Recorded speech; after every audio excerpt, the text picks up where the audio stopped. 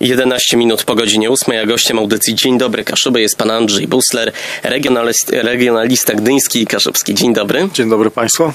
A będziemy dzisiaj rozmawiać o projekcie Bajki Gdyńskie. 11 grudnia w Kaszubskim Forum Kultury promowano to wydawnictwo. To inicjatywa Gdyńskiego Oddziału ZKP, prawda? Zgadza się. Jak powstawały Bajki Gdyńskie? No, na początku był pomysł.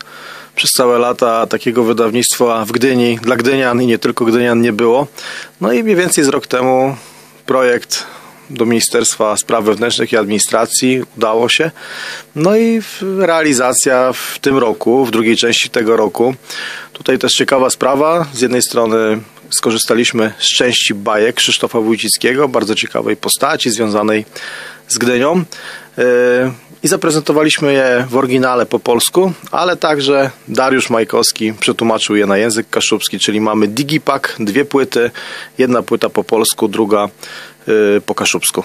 Ale to część tylko projektu, bo na tym wydawnictwie są na razie tylko 4 dzielnice, jest Oksywie, Babie Doły, Obórze, Pogórze, będą kolejne części, prawda? Tak, zgadza się. Mój zamysł był taki, żeby rozbić ten projekt mniej więcej na 4 lata. Myślę, że on jest na tyle ciekawy, na tyle fajny dla Gdynian, że warto to ciągnąć przez 4 lata. No a druga sprawa też chodziło o jakość. Te bajki są dosyć obszerne. No i zaczęliśmy od tej dzielnicy, od której trzeba zacząć, czyli od tej najstarszej, Oksywia. No i lecimy północą, tak jak pan wspomniał, Pogórze, Babie Doły, Obórze. A w kolejnych latach myślę, że doczekamy się kolejnych dzielnic, bo taka właśnie była książka Krzysztofa Wójcickiego wydana w 2000 roku. Każda dzielnica gdyńska miała tam swoją opowieść. Dlaczego właśnie postanowiliście zabrać się za taki projekt, stworzyć coś takiego? Przez całe lata czegoś takiego z mojej orientacji nie było. Gdynia, 250-tysięczne miasto prężne, dużo się tutaj dzieje, a takiego wydania, audiobooka dla dzieci i myślę, że nie tylko dla dzieci, bo te bajki też z przyjemnością, podejrzewam, wysłuchają starsi. Tam jest bardzo dużo historii Kaszub, historii Gdyni, historii całego regionu. Tutaj widać, że Krzysztof Wójcicki odbył takie gruntowne studia, jeżeli chodzi o Kaszubszczyznę. Takiego projektu nie było. A myślę, że tutaj z jednej strony mamy takie gdyńskie tropy, piękne tropy, bo on czerpał, tak jak mówiłem, z historii i wykorzystywał tutaj, myślę, wielu autorów. Tutaj się kłania nam Franciszek Fenikowski, Augustyn Necel, ksiądz Bernard Sychta, więc tutaj tych tropów kaszubskich jest dużo, no ale też piękna Gdynia, ukształtowanie Gdyni, niezabudowanej, tylko właśnie te różne ciekawe pagórki, wzniesienia, wąwozy, to wszystko w tych bajkach mamy. Ile osób było zaangażowanych w projekt? Jeżeli chodzi o sprawy lektorskie, no to 2 znane postacie w świecie kaszubskim, Tatiana Slowi i Magdalena Kropidłowska.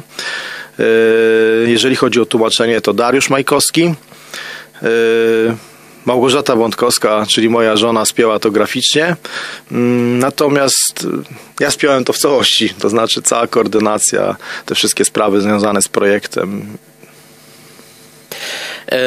Pojawia się element kaszubski w tych bajkach, bo jest nagrane także w języku kaszubskim, na drugiej płycie, na pierwszej płycie po polsku, ale także w tych bajkach ukazana jest kaszubskość Gdyni, prawda?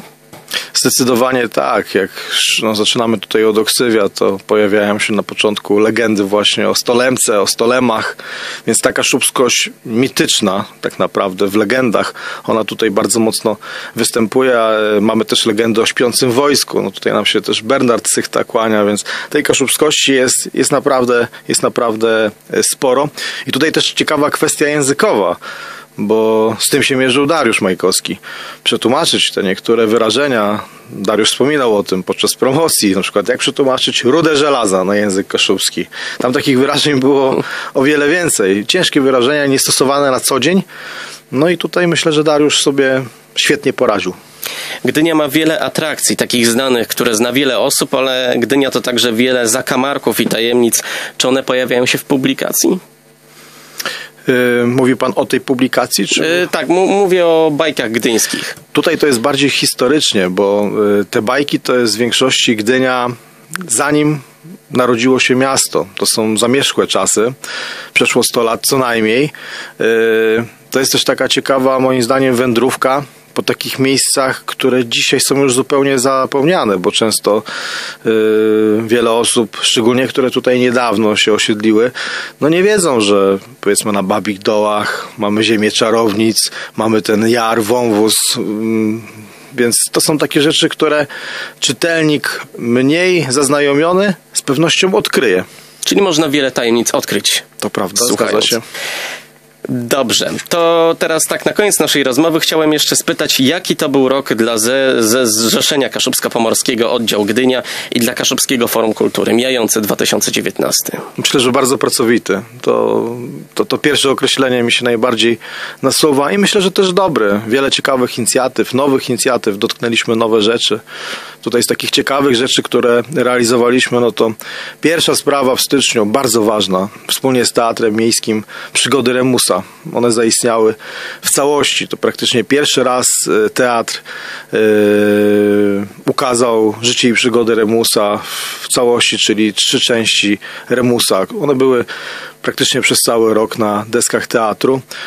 Też ciekawa sprawa, którą udało się dotknąć, to Gry Miejskie. Sekretna Gdynia Abrahama, którą w maju realizowaliśmy. To i ciekawa sprawa, bo około 150 osób, głównie młode osoby uczestniczyły.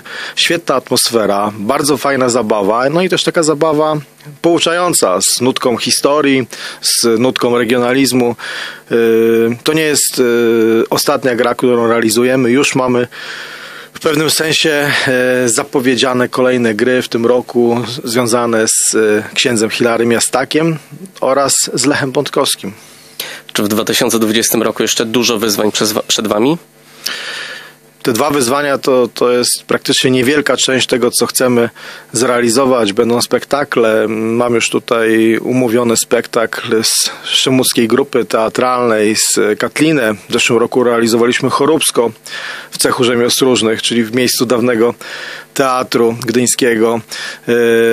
Będziemy wydawać książkę o kuchni kaszubskiej, też współpraca z zespołem szkół hotelarsko-gastronomicznych. Tam są różne aspekty tej współpracy, bo jest i konkurs wiedzy o regionie, bardzo ciekawy, wojewódzki konkurs.